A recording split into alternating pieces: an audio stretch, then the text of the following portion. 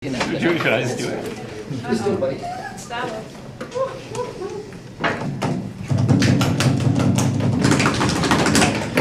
Yeah, so the moment has arrived, and now we're gonna let the judges share their opinion and knowledge from the night. So I think what we'd like to do first, just to take away the suspense, right? We're going to announce the winner first. And then I think it's very important that we give everybody some feedback, because that's really what this event is for. But just, I want to commend all of the teams. I know most of you have been working on these ideas, if not from September, certainly since our Build event back in January, and I think a lot of you have really advanced your thinking in your businesses. We had a good discussion, a lot of very diverse backgrounds of the judges, but the decision was that the business that we thought had the most likely opportunity to scale would be Family Mango. So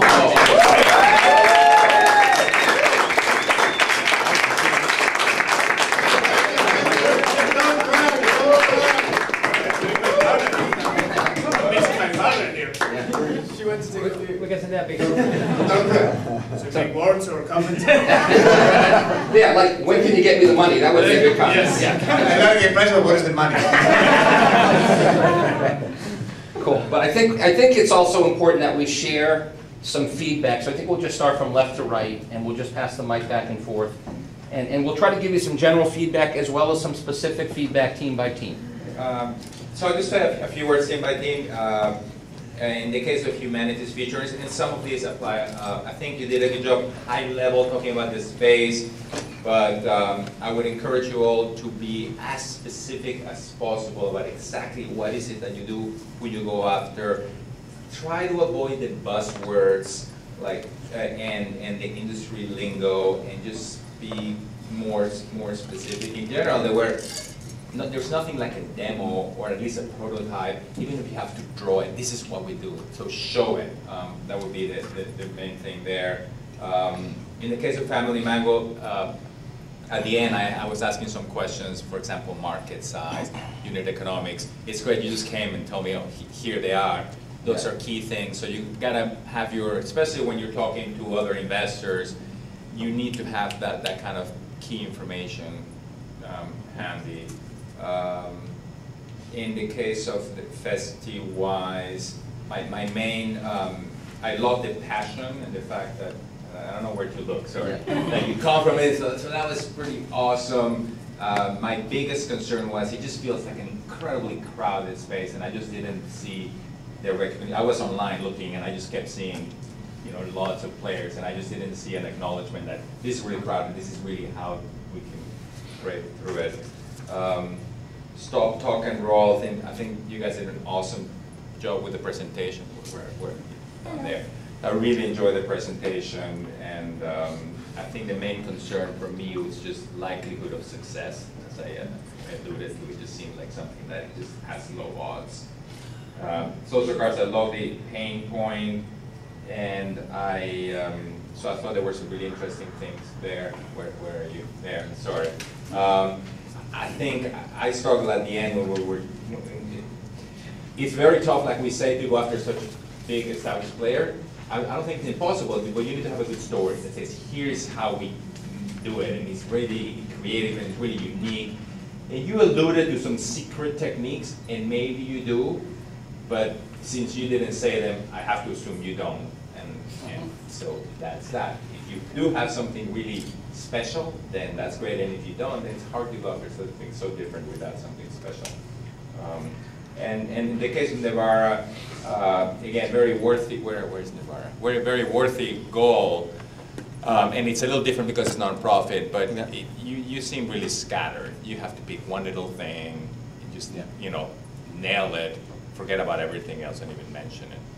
Yeah. So anyway, I apologize, guys. If I don't know, if I just tried to say the key things for my notes. So I'm going to just provide just 2 or 3 points of general feedback. And the first thing I would say to everybody is, and I know for the students we've talked about this before, the ability to draw an analogy to a known business model. So what I love about Family Mango, and one of the reasons that I think people get it, is because they compare their business to Airbnb for language learning, right? And I really do think there's tremendous value in creating an analogy very early in your respective pitches, because within seconds I can pivot off of a business model I know, and it eliminates a lot of the, I'm not quite sure if I understand it. And what happens from the mind of a judge is they're constantly going back and thinking about, do I get it, do I get it? And so they've tuned out of your presentation. So first thing would be just, if you can, think about a representative business model that's pretty analogous to what you're doing. I think it's very helpful. Second thing is, if there's technology that works, there's no reason to reinvent the wheel, right? So, and in this case, maybe it's a little bit more targeted to Navarra, but, and I realize it's a very large team and it's a very ambitious group, but it seems like you're working on a lot of different pieces of technology that are going to dilute your effort, right? So there's a reason why there are platforms, right? And I say this also to Sosa a little bit, that I really do believe that you have to be very realistic about when a market is done and the ability to go in and add value to a de facto platform, right? And LinkedIn, for better or worse, is a de facto platform. So I would encourage you guys to rethink your model and maybe think of yourself more as a value-added tool on top of LinkedIn to bring features that people don't have. And then the last thing I would say is, I think one of the most important parts of the pitch is when you're done and you're answering questions. To me, that's really the thing that separates the winners from the losers. And I don't want to embarrass my colleague to my left, but he'll be the first one to admit that he probably took on the Simon Cowell role just a little bit tonight. But I think it's important for all of you to get comfortable with that type of questioner. Because trust me, this is a relatively gentle group of people. I can assure you that there are far more intense Q&A sessions than what you've encountered tonight. And your ability to just sort of stay very poised and very self-contained and not to get emotional or defensive is going to be a test of your ability to withstand the craziness that you're going to encounter day in and day out in the marketplace, right? So poised and relaxed confidence is an important part of it. And my friend over there is laughing. But that's because you got Latino blood, dude. You know, you can't help yourself, right? So I would say those are the three things that I would ask. And then the last thing, and I'm going to do it very quickly, the basic economics of acquiring a customer, how much it's going to cost, and how much they're going to contribute is foundational. And this was an area where you all struggled with tonight. I would encourage you to go back and try to calculate. Learn from companies that have come before you in your space. How much did Airbnb spend to acquire a customer? How much did LinkedIn spend over time? What's the lifetime value, right? And why will you be different? So those are the things I would encourage you all to think about. So first of all, thanks very much to everybody. That was really entertaining and interesting. I learned a lot. I enjoyed the time here.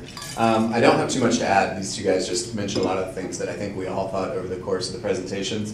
To build a little bit on what you just said around building an analogy to explain very quickly what you did, and as he said in Family Mango, we got it. First slide, we got it. Yeah.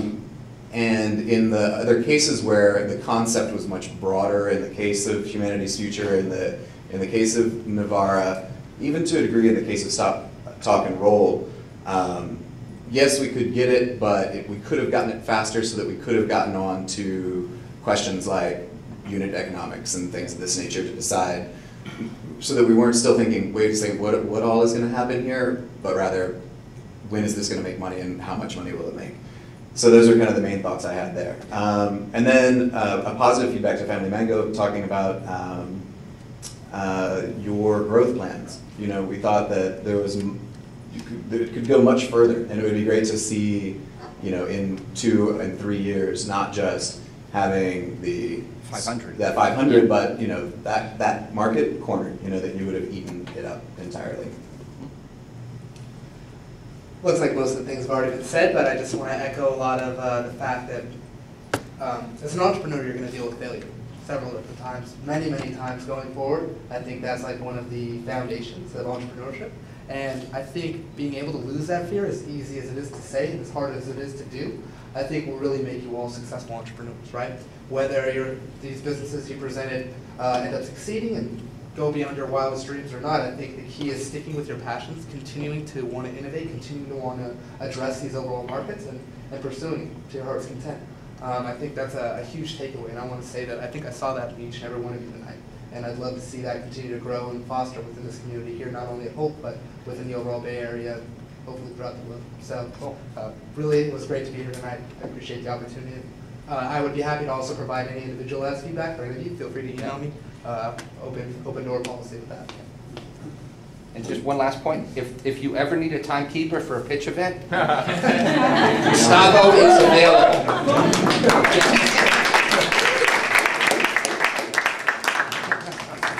Yeah, so before we leave, I would like to thank many people that are here right now in this room. Starting with my Sobis team, right, that gave me the opportunity to do this event, with partners that life bring to you through your journey, and that's it. Miguel here, Montoto, thank you, brother, for making this happen. Yeah, I don't even know his name. And really appreciate that you spent time here with us, and really, this is a huge learning experience for not just the people that were pitching and had the courage to throw it out all their ideas, but also the people that were listening, because I'm pretty sure that you got many tips that are going to help you further. And so that's why we want to appreciate, and we did these humble certificates for you. So this certificate is, do something. Do something. Do something. Ariel Polar, thank you very much. Do something. I love that. It's great motivational advice. I like that. Do something. Paul Campbell, thank you very much.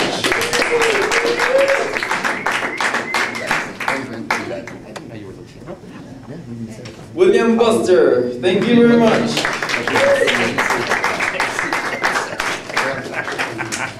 That's great.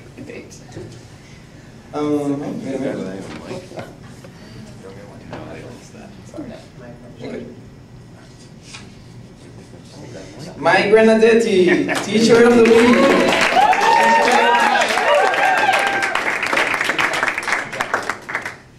We also have the coaches that are being helping. What, that was me? Okay. That we're helping the teams through the process, so they give really good feedback, and they were able to prepare, to help the teams to prepare for today. So we have one of the mentors here, Emilio. Emilio, right? Okay. Thank you very much. Another one here. Yeah. Oh yeah, well. Wait. Don't go in. And also, thank you, Juan Carlos Hernandez, for being here today. And who knows which are the values of HOLT? Co-create, transform. Exactly. Co-create, lead, and transform. This project will not be possible if between us, the students, we didn't co-create, lead, and transform. So actually, I want to thank the whole venture group. I want to thank the Design Thinking Club, and especially there are two people that spend a lot of time in helping the teams that pitch here today. So one of them is Miriam. I don't know how to pronounce it.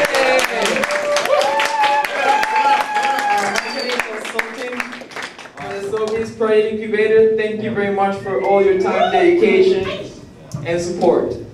Thank you very much.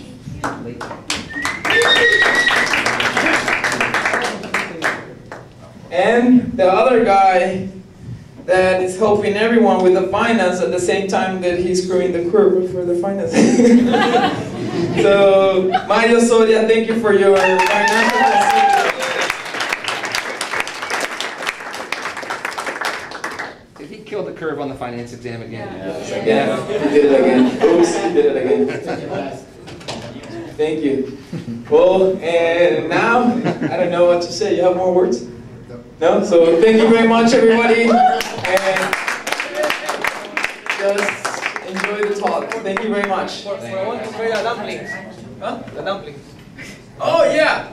So I'm pretty sure many of you ate really good dumplings that were there. They were awesome. You should get a certificate. Auntie. Yeah, so Manti. So that's another business girl that it's also planning and executing her business. She didn't pitch today, but she's actually bringing that food today for us in order to delight what she's trying to do in the future. So thank you very much, Asugul. And Data wants to invite people for something? Yes, so we have just launched a social consulting project here at HALT. So basically what it is it's business students who form teams to consult for non-profits for free. So we have launched this module, and on Thursday we're going to have our final presentations, so you're all more than invited to come and join us. We're going to have pizza and drinks. And so you can see the work that people did this module. Next module we're going to also take it to Shanghai and then Boston, and then next year to all the campuses. So we would love if you guys will come and give us your feedback there as well. It's going to take place here at HALT from 7 to 9 p.m. Thank you very much. And last thing, thank you to Gustavo, Guillermo for all of your hard work in pulling this together.